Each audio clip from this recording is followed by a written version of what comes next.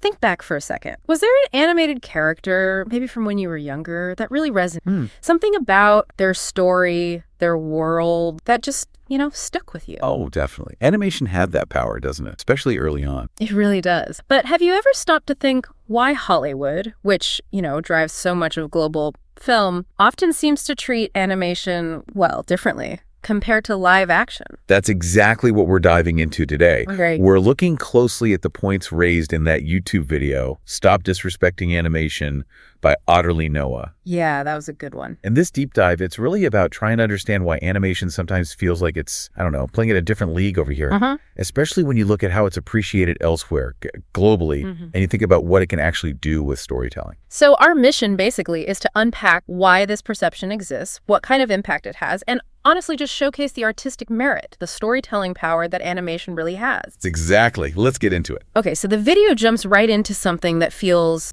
pretty pervasive. This idea that animation is mostly just kids stuff. Right. That label. It's such a long-standing thing, isn't it? It really is. And it's got deep root. If the main idea is, animation, that's for the kid, then it's easy for it to be seen as, less serious. Less artistically important somehow. Precisely. Less significant than, say, a big live-action drama aimed at adults. And that first impression, that dismissal, it can really color how the industry values the work. And you can totally see how that might lead directly into this constant stream of live-action remakes we keep getting. Yes. The remake. It's almost like there's this underlying thought that, okay, the cartoon was fine, it was a good start. But to be really taken seriously, to be proper cinema, it needs that live-action version. That's a really key point, the video. It highlights just how many there are. Disney's churning them out, Nickelodeon's doing it, even DreamWorks. And financially, a lot of them do really well. You can't argue with the box office sometime. No, the money's definitely there. But the video raises this interesting angle. Maybe it's not just about cashing in on stuff people already know. Right. There might be this subtle message, maybe not even intentional, that the live action is the grown-up version, the final definitive take. Yeah, like the animation was just a rough draft. Exactly. The implication could be that animation is the starting block, and the live-action remake is the more legitimate, the more mature form. Yeah. And Aladdin is the example the video uses to really drive this home. Oh, yeah. The contrast between the 92 animated Aladdin and the 2019 live-action one, it's pretty stark. Especially if you look at a number like Prince Ali. The original is just this explosion of color and movement, these wildly exaggerated cartoony motions that just sell the whole spectacle. And what's really interesting there, as the video points out, is how deliberate the original style was. That vibrant, curvy look, the use of a 3 primary color palette. It allowed for this incredible visual energy, that zany expression you mentioned. That's just, it's harder to get in live action. That color approach, for instance, gave it boldness without needing realism. And in the remake, you almost feel the constraints. Everything has to be a bit more grounded. Tied to reality. Yeah,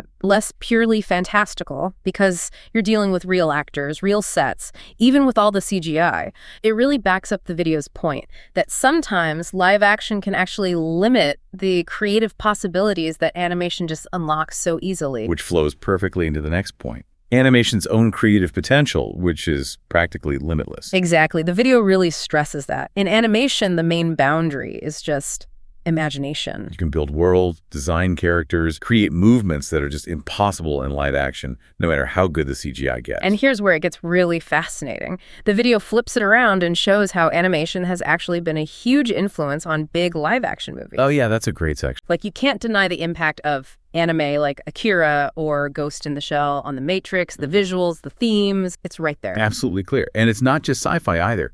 The video suggests the Lego movie's inventiveness might have, paved the way a bit for how they approached Barbie. Interesting connection. And the psychological stuff in Perfect Blue, you can see echoes of that in Black Swan. It really shows animation's artistic reach goes way beyond just its own medium. So, okay, if animation is this groundbreaking, this influential, why does this feeling that it's somehow lesser still hang around? The video then shifts to argue that animation can actually be a superior way to tell certain stories.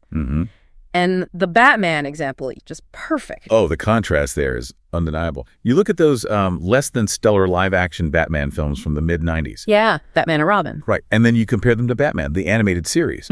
Critically acclaimed, massively influential. While live action was kind of stumbling with the character then, The animated show was just knocking it out of the park, delivering genuinely mature, thoughtful stories week after week. And it wasn't held back by live-action limits. It could often give, like, a more nuanced, maybe even more adult take on these characters. Totally. It never talked down to its audience, even the kids watching. And plus, it gave us what many people think of as the definitive versions of so many Batman villains. That's a huge point. How the show reinvented characters like Mr. Freeze or the Mad Hatter Clayface, giving them these really layered, sympathetic backstories. They weren't just bad guy. Freeze's motivation was tragic love. Clayface was about lost identity. Really complex stuff. And Harley Quinn. Can't forget Harley. She literally started on that show before becoming this massive comics character. It just shows the creative power there. And it wasn't just Batman, right? The video mentions Transformers, too. Yeah, it draws a line between the, let's say the Beifongers movies, which weren't exactly known for their emotional depth, and the animated film Transformers 1, which apparently really explores the early friendship between Optimus Prime and Megatron in a surprisingly deep way. Suggesting, again, that animation let them explore that relationship with a nuance that live action maybe struggled with. Exactly.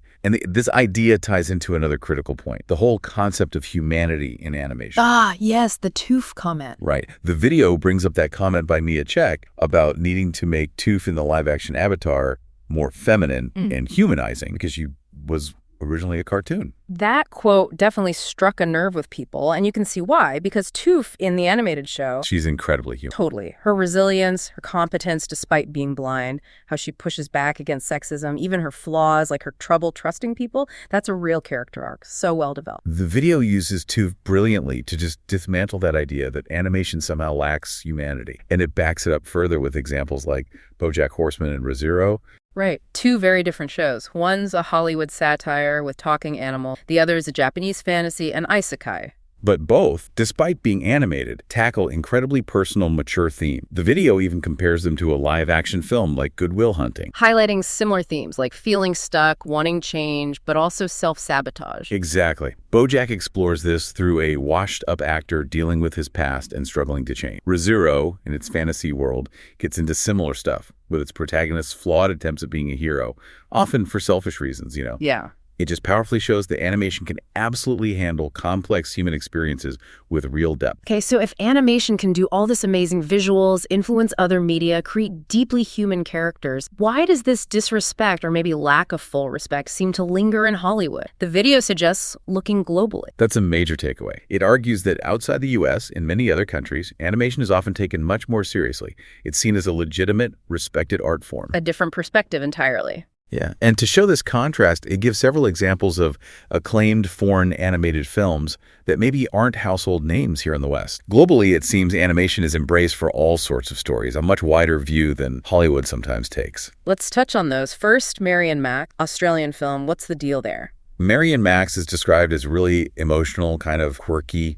It's about this long-distance friendship between a man with autism and his pen pal. Oh, interesting. Yeah, it explores themes like loneliness, acceptance, human connection, very sensitively, showing animation's ability to handle that kind of nuanced storytelling. Okay.